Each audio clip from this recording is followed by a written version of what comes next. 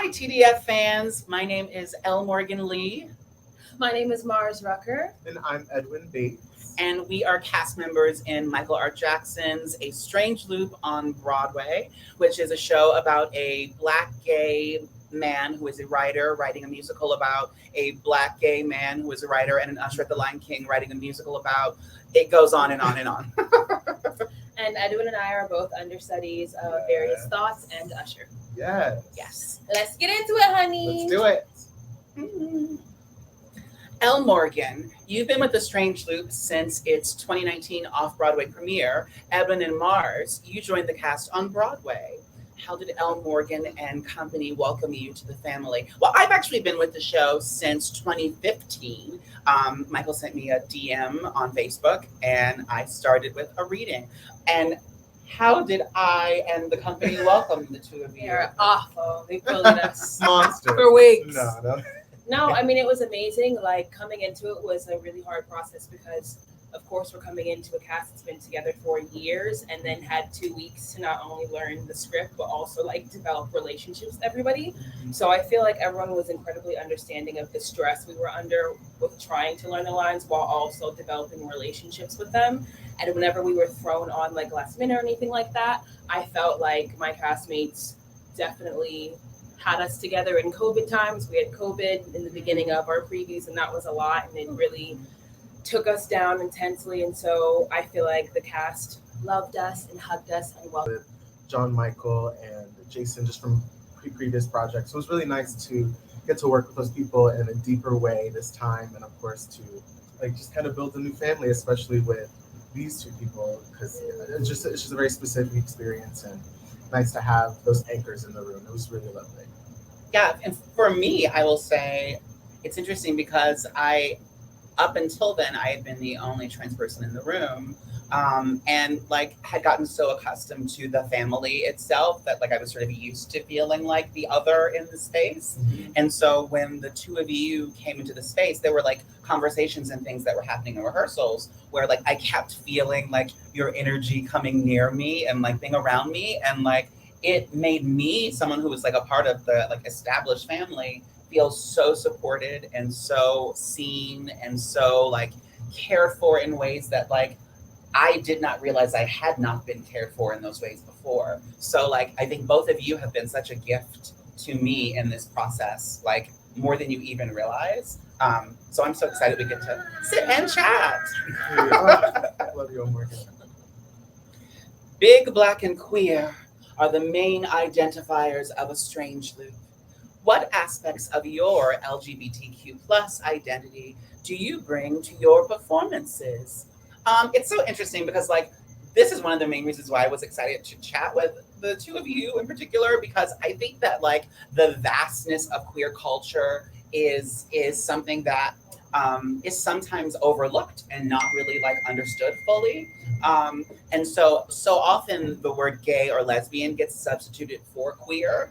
And I think that like the space that queerness holds is like so much more vast and so much more colorful. This is A Strange Loop is a big black and queer story. It is not the big black and queer story. I feel like it's a story that like is specifically about this black gay man who is of a certain body type and experience, and sort of the ways that he needs to rage through his own inner demons and kind of how life feels for him and finding his own way through things. So how do I bring my sort of identities to the space? Well, I'm a trans woman. This piece is not about trans people. So I bring my identity primarily as a black woman to the space. And to the performance, it's interesting because like for Thought One, she's not written as trans specific, first of all. So like the person playing her just needs to be comfortable sort of in the skin of the track. So for me, there are sections of the show that I feel are inherently trans, that feel more trans to me than others. But for the most part, I feel like she's just pretty much just a woman who is it could be any background. And I'm oftentimes more interested in how the audience perceives her than for me to sort of give a definitive, this is what she is. Yeah. And that's about race, that's about class, social structure, like all around, like for instance, the patron, sympathetic ear. I'm very curious what people take away from who she might be as opposed to who I think she is. Yeah, I mean, so it's in terms of identity, I think we always are going to bring our identities to the space just because that's what we live and we are every day. But what's a really great lesson, I think, for people to hear and learn is that trans people are capable of playing a myriad of things and experiences. And while I might be a Black trans woman in the space, I am playing lots of things. So, you know, I might be playing a woman who is not trans, I might be playing a woman who is trans. These are not, my identities will bring nuance to what's underneath the track, but it's not necessary to sort of have it told to me in some ways, if you get what I mean. That was a lot. No, I the whole way. I am a transgender, queer, non-binary lesbian. I'm not sure if all that's coming with me into the piece. I just kind of am it, and I'm acting. So I guess there are certain sensations that hit certain things in my life, like maybe in Thought 2 with, you know, playing a male person who's supposed to be a male, or like getting to step into my actual gender queerness that reflects me in life, like certain parts of my masculinity or certain parts of my femininity with Thought 1 in terms of sympathetic ear. I think about being an older trans femme person. So that part of myself is something that I guess I do see. But again, I piggyback what Morgan says, like my marginalizations are my marginalizations and my identities. And that, of course, brings the sauce underneath the character. But ultimately, I'm just acting. Same. I mean, I so agree. It's nice to explore building like my version of Usher, who is a cis man, while also getting the chance to play around with Thought 3 and Thought 2, which people have their ideas but aren't like in the page anything in particular. So those I'm able to kind of use more of the like broadness of my experience in those, and then using the lived experience that I've had my whole life, because I've socialized and was kind of identified as a male for so long. And that, of course, I use when I kind of approach Usher, but it's nice to not feel restricted by that, by the others. And not that it's restricting, but like for me personally, it's just nice to kind of play with all of it. This chat is from our lens. It is Yeah. restricting. It is. It's nice to not feel that. Uh-huh. Mars and Edwin, understudies have long been invaluable. But in the age of COVID, they're finally getting the spotlight they deserve. What's it like being an understudy right now? Well, I would say that they've long been valuable, but folks are just now seeing our value.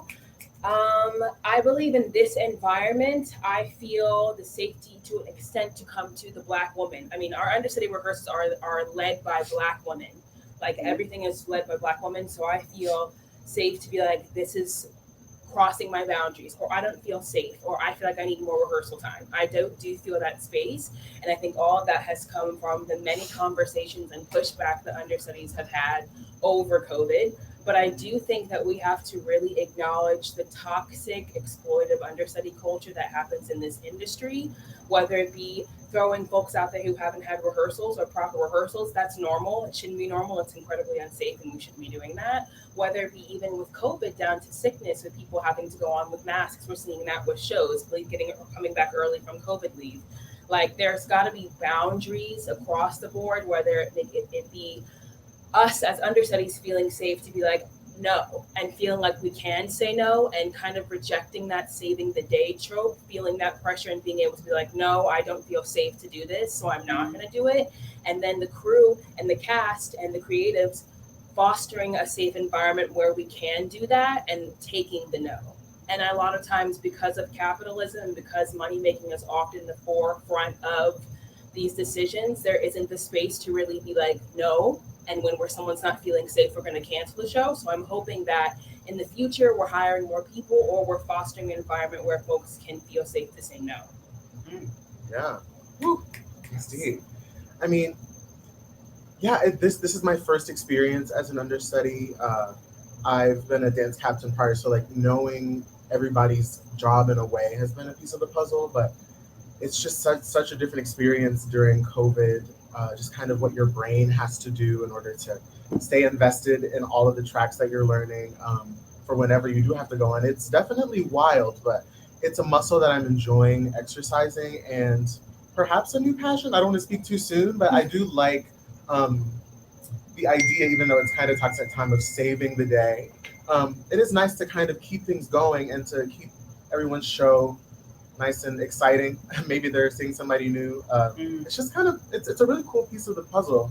And rehearsals help us all. If we Yeah. all have good rehearsals, we're all coming on the stage with in-depth, clear, descriptive ideas of what the role is and what the show is. And feeling safe. Yes. And it's cool Same. though, because when you both go in, it does shift sort of what the show is in some ways and how the structure of the show works.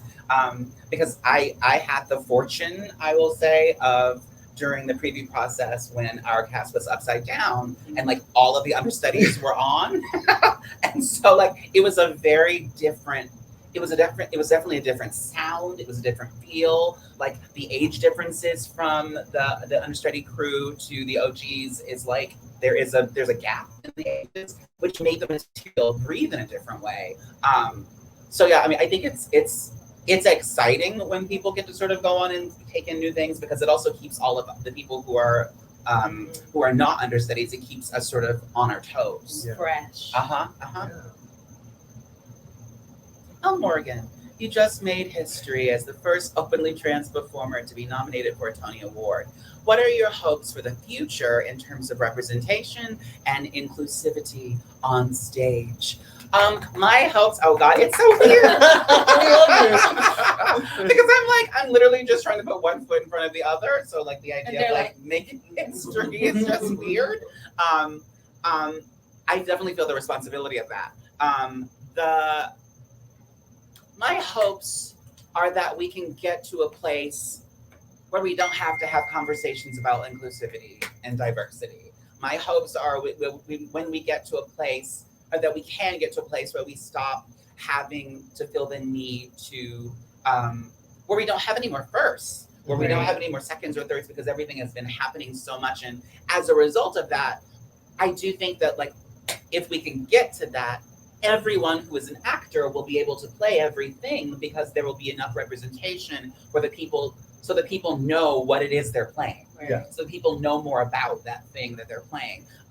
In particular, I mean, as trans people, I literally keep thinking of like the generations of people who have tried to play trans characters or tell trans narratives, who had in many ways no business trying to tell those stories, or who are somehow benefiting off of telling those stories with no one in the room who is trans, or no one in the room who is trans to help build it. I think I want us to get to a place where it is already understood that if you're going to tell a story about a group of people who are marginalized or underrepresented or somehow historically forgotten, that the presence of those people will be in the space enough that storytelling can be, number one, enough that the room can be made safe, but also that the storytelling can be as authentic as possible.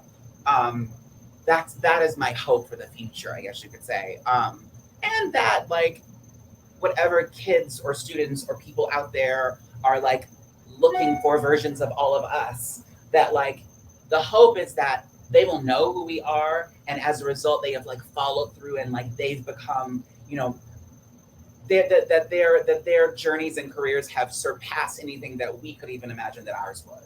Yeah. That's the hope for me, is that whoever those kids are, that they will shock and surprise me one day when I look back and see like the incredible things that they've done. Yeah. And themselves. We all struggle with our inner voices. What thoughts have you had to quiet in your own heads?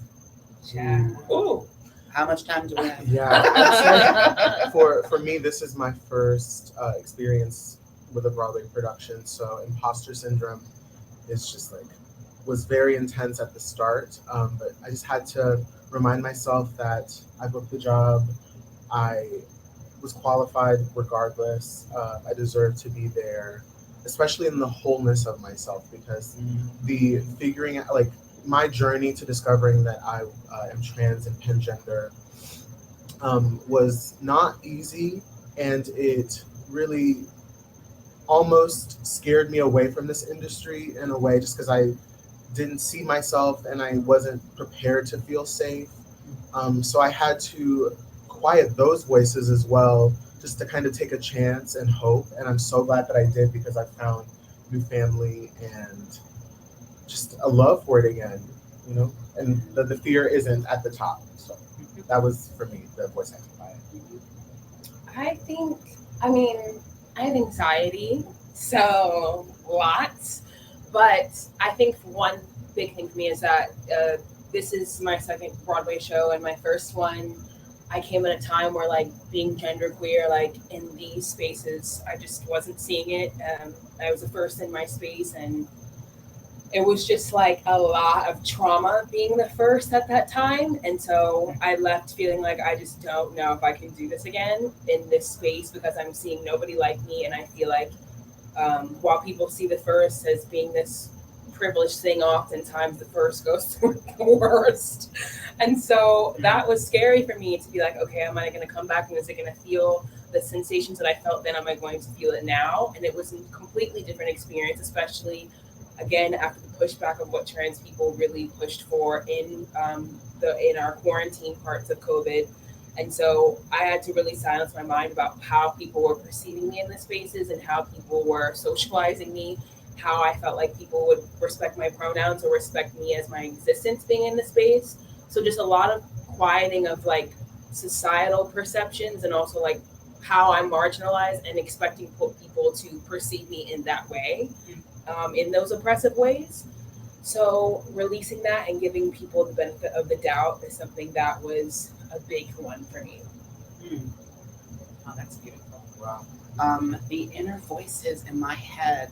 For me, it's a lot of having to remind myself that you are enough as you are.